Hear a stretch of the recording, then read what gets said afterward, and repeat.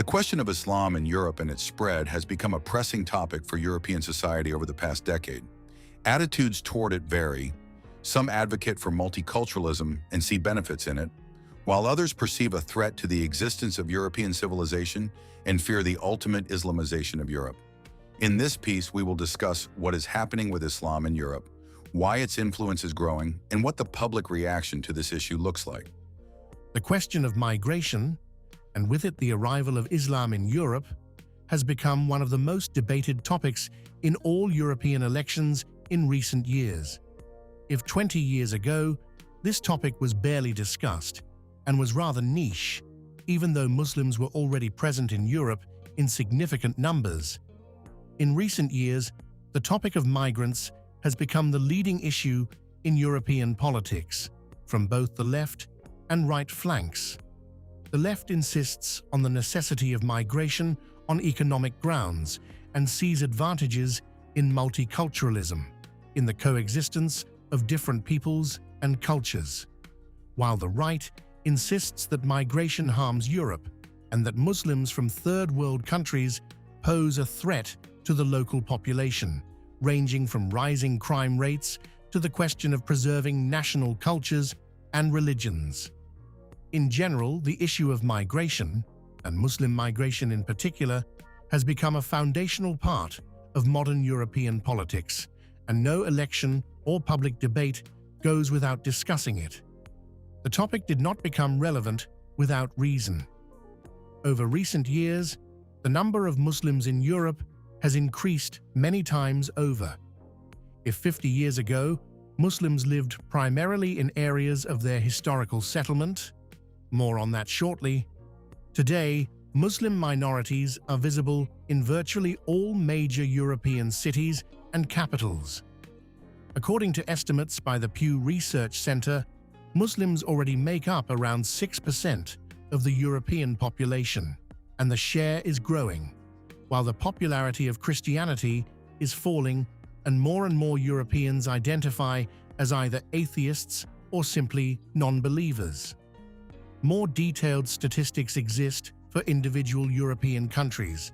Let us look at trends in the largest of them. The Muslim population of Germany stood at around 3.2% of the population in 2000, whereas today it is approximately 6.6%. The ministry itself gives an approximate estimate, but already considers Muslims the second largest religious group in Germany. In France, collecting data on religious affiliation is prohibited even during the census, but indirect surveys and sociological research suggest the following figures. In 2000, Muslims accounted for around 5 to 6%, and today, up to 10% of the population. In Italy, approximate estimates put the Muslim share at less than 1% in 2000, and around 5% today. Italy has traditionally had few Muslims. As for the United Kingdom, it officially collects data on religious affiliation through the census, which takes place every 10 years. In 2001, the census recorded 2.7% Muslims in the UK, and in 2021, nearly 6%. As we can see, the number of Muslims in Europe has indeed been increasing, and over the past 20-plus years, Islam has grown several times over in Europe's largest countries. In Italy, the growth is fivefold, though largely due to the low starting base. Why is this happening? The spread of Islam in Europe is directly linked to essentially one process: migration to European countries by people from North Africa and the Middle East, where Islam, in its various branches, is the traditional religion. Islam has not gained popularity among the local population the way Christianity did in, say, South Korea, so that factor plays virtually no role. It is worth noting only that among the local population there is rather a decline of interest in any religion, which is why Christianity is losing ground in virtually all European countries, with a few exceptions. So, in essence, the so-called Islamization of Europe boils down mainly to one process: migration. Why does it occur? First and foremost, it is connected to globalization, technology, and the global economy. The level of integration between countries has never been as strong as it is today, and movement has become vastly easier, which is why, in the 21st century, we see mass population movement, the merging of cultures. In short, the process of globalization in all its manifestations. Migration to Europe itself is primarily driven by economics and demographics within Europe. Europe was among the first regions in the world to experience the interesting phenomenon of the demographic transition. We will not dwell on its causes, as there is no single clear explanation for the process, and the topic is extensive. But this transition led to a sharp drop in birth rates in Europe, which now stand at their lowest levels in recorded history.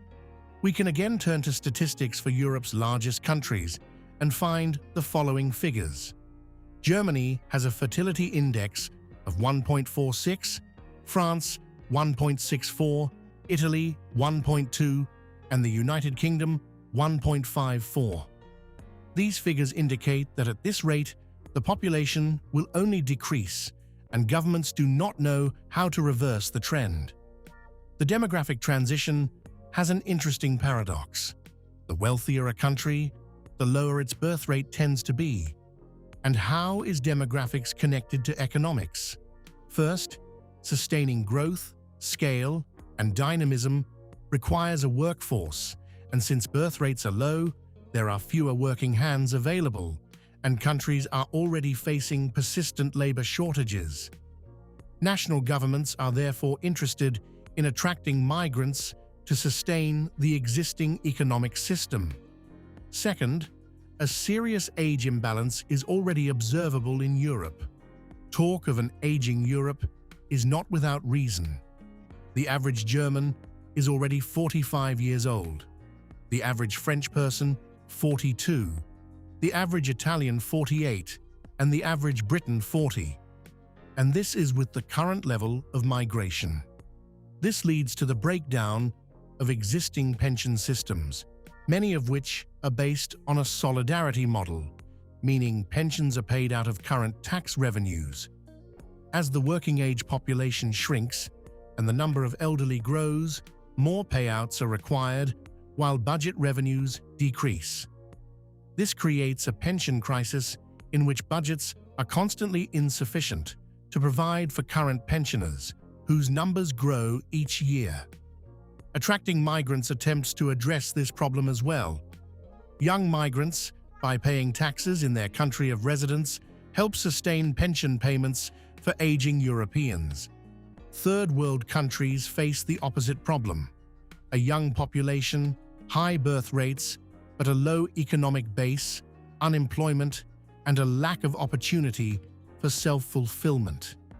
It is in some of the world's poorest countries that we observe record-high birth rates. In Chad, Somalia, and the Congo, the fertility rate is nearly 6, meaning an average of 6 children per family.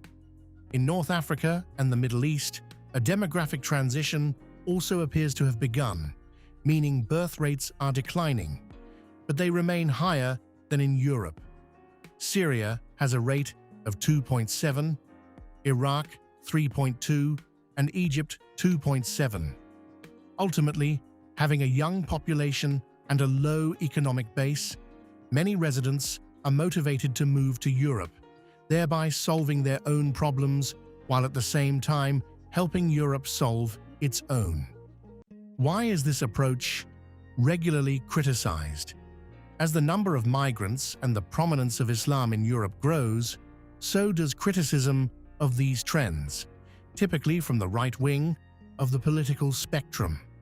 It should first be noted that right-wing or far-right parties with anti-immigration agendas are becoming mainstream in European politics and already occupy a significant place within it. The current Italian government is represented by precisely such forces, right-wing parties opposed to migration policy with anti-Islamist rhetoric, and is led by Meloni. In Germany, the Alternative for Germany party has been gaining popularity and, according to recent polls, has become the most popular party in the country. The party's platform is right conservative, built year after year on migration rhetoric. They have not led the government, but the current coalition under Chancellor Merz has itself been co-opting the anti-immigration agenda, talking about making it harder to obtain citizenship and imposing restrictions on entry.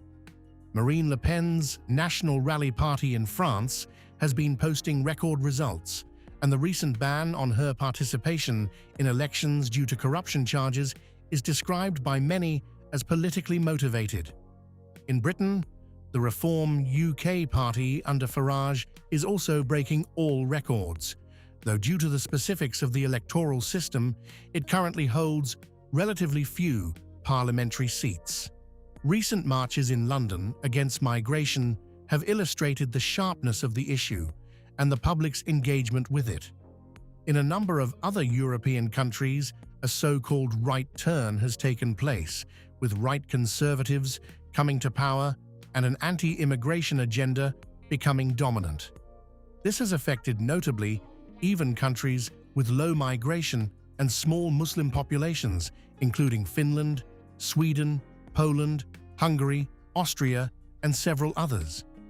Why does Muslim migration face constant criticism? Criticism on this issue comes from all sides. One of the most frequent arguments is the defense of one's own culture and identity from outsiders, a narrative popular among nationalists who see the country as a monolithic society.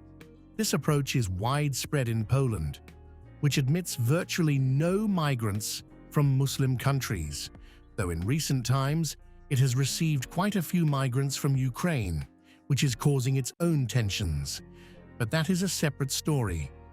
Talk of the Islamization of Europe stems precisely from the fact that Europe's native population is declining, and by importing migrants, their share is constantly rising. At this rate, the Muslim population will indeed grow larger over the coming decades, especially given that their birth rates are still higher. Many Europeans see this as a threat to their own culture and civilization, and view its preservation as their goal, which is why they vote for those who promise to keep migrants out and wall themselves off from this phenomenon. As noted above, such trends are growing ever more popular. The current concerns are also tied to the fact that Muslims are already expanding their influence in Europe. For example, forming parties and organizations for the protection of Islam, opening mosques en masse in major cities, and some are even discussing the integration of Sharia law into European legal institutions. This provokes discontent among the local population, who view these acts as hostile to their own culture, arguing that they contradict European values. There are also a number of highly controversial organizations lobbying for Islam in Europe.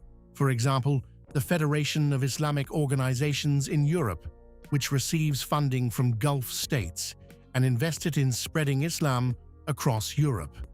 Most notably, the organization was in its time founded by the Radical Muslim Brotherhood movement, which is also known for having given rise to Hamas. A debate is already underway in Europe about the organization's operations, though no definitive conclusion has yet been reached. On a less abstract level, right-wing parties exploit the issue of security and link it to migration and Islam. Crime rates in some European cities have genuinely risen over the past 10 years, which is frequently attributed to migration, to an influx of people from poor countries trying to survive in new cities. The French city of Marseille, for instance, has become a cautionary tale of such policy. The city is 18% migrants, the majority from North Africa, and has one of the highest crime rates in Europe. regularly appearing on lists of the most dangerous cities on the continent. Beyond ordinary crime, radical Islam, which entered Europe alongside migrants, is also a pressing issue. Islamic terrorism has been one of the most significant global threats since the early 21st century, with the September 11th, 2001 attacks in the United States leaving a particularly profound mark. That event damaged the reputation of all Arabs and Muslims residing in Western countries. The threat continued to grow throughout the 2000s, when bombings began occurring in Europe as well. The peak came in 2015 to 2016, when, following the migration crisis, a series of terrorist attacks struck several European countries, France and Belgium among them. Radical Islam became a problem for Europe and frightened the population, contributing to a rise in anti-Islamic sentiment. This was likely further fueled by the fact that migrants from North Africa and the Middle East have not assimilated as readily and continue to practice their religion even on European soil, while the number of mosques has grown accordingly. Despite the fact that the attacks themselves have claimed relatively few lives, they have alarmed the population. Counter-movements have also emerged, themselves engaging in terror against civilians. The most vivid example being Anders Breivik, who organized bombings and a mass shooting in Norway back in 2011, espousing radically right-wing views and opposing the Islamization of Europe. There are, of course, conspiracy theories on the subject, the most popular of which is probably the Great Replacement Theory, which holds that European governments are deliberately pursuing migration policy in order to destroy the native population and replace it with Muslims, all allegedly to the benefit of a globalist world elite. In general, criticism, both reasonable and less so, finds an audience, which is why anti-immigration and even Islamophobic parties and organizations have been gaining weight recently, already reshaping the political landscape of Europe. It is also worth noting the regional characteristics and specific features of different parts of Europe, because these trends are far from universal across the continent, though they do apply to most of it. The exceptions include, first of all, European countries that are Muslim in their own right. These are primarily Albania, Bosnia and Herzegovina, and the partially recognized Kosovo.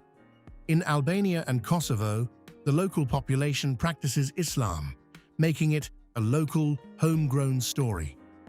Bosnia and Herzegovina is divided into two parts, one inhabited by Bosniaks and a smaller number of Croats, where Islam is predominant, and one where Serbs live, where Orthodox Christianity prevails. Because the Balkans were historically under Ottoman rule for a long period, Muslim minorities arose there historically and are unrelated to current migration processes. A significant Muslim presence, up to 30%, exists in North Macedonia, Montenegro, and Bulgaria. Then there is Cyprus, which is today divided into two parts, with the Turkish part being, as one might expect, Muslim. Eastern Europe also stands apart in these processes. These countries do not share the migration trends of the rest of Europe, and either do not accept Muslims at all or do so in minimal numbers. Such countries include the Baltic states, Poland, the Czech Republic, Slovakia, Hungary, Romania, and Moldova. The Muslim presence there is minimal, less than 1% of the population, though they too face challenges with population replenishment. In recent times, these countries have begun accepting refugees from Ukraine, which has improved the demographic picture somewhat. The governments of these countries frequently clash with the European Union over migration policy, which is fracturing the European community. As we can see, the trend toward a growing Muslim population in Europe is real, yet it is not as rapid as is commonly assumed. Moreover, the current right-wing reaction, may well slow migration, which would put a brake on the growth of the Muslim population in Europe. On the one hand, Europe needs migrants from third-world countries to sustain its economy. On the other, this often provokes incomprehension and rejection among the local population, generating conflict. Most likely, the European system will be striking a more balanced approach on this question in the near future. What about Islamization in Russia? It is worth touching on this briefly. First, because it is Russian propaganda that loves to raise this topic and even sponsors Islamophobic movements in Europe. And second, because Russia is, one way or another, geographically part of Europe. It is paradoxical that broadly similar trends are unfolding in Russia, despite the fact that Russian authorities criticize the very same phenomena only when they occur in Europe. Russia's population is 7% Muslim, roughly in line with the major European countries, and the share is trending upward. The difference, however, is that Russia has indigenous Muslim peoples whose lands are part of the Russian Federation, meaning this is an entirely local population. Significant migration from these groups into Russian regions and into the capital, Moscow, is producing reactions among the local population similar to those seen in Europe. At the same time, the Russian government has for years been encouraging migration from the Muslim countries of Central Asia, which were formerly part of the USSR. Most of these countries have simplified visa arrangements with Russia and relatively easy work access, which is why it is largely through them that Russia replenishes its own population. Russia's birth rate stands at 1.47, roughly on par with European countries. It is therefore rather ironic that despite its constant criticism of Europe for its migration policy, Russia is pursuing literally the same policy, generating the same problems within its own borders.